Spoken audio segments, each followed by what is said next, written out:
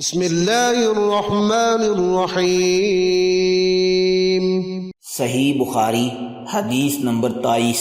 ہم سے محمد بن عبید اللہ نے یہ حدیث بیان کی، ان سے ابراہیم بن سعد نے، وہ صالح سے روایت کرتے ہیں، وہ ابن شہاب سے، وہ ابو امامہ بن سہل بن حنیف سے راوی ہیں، وہ ابو سعید خدری رضی اللہ عنہ سے، وہ کہتے تھے کہ رسول اللہ صلی اللہ علیہ وآلہ وسلم نے فرمایا کہ میں ایک وقت سو رہا تھا، میں نے خواب میں دیکھا کہ لوگ میرے سامنے پیش کیے جا رہے ہیں اور وہ کرتے پہنے ہوئے ہیں، کسی کا کرتا سینے تک ہے اور کسی کا اس سے نیچا ہے۔ پھر میرے سامنے عمر بن خطاب لائے گئے، ان کے بدن پر جو کرتا تھا اسے وہ گھسیٹ رہے تھے، یعنی ان کا کرتا زمین تک نیچا تھا۔ صحابہ نے پوچھا کہ یا رسول اللہ اس کی کیا تعبیر ہے؟ آپ صلی اللہ علیہ وآلہ وسلم نے فرمایا کہ اس سے دین مراد ہے۔ چینل کو سبسکرائب کریں اور بیل آئیکن ضرور پریس کریں۔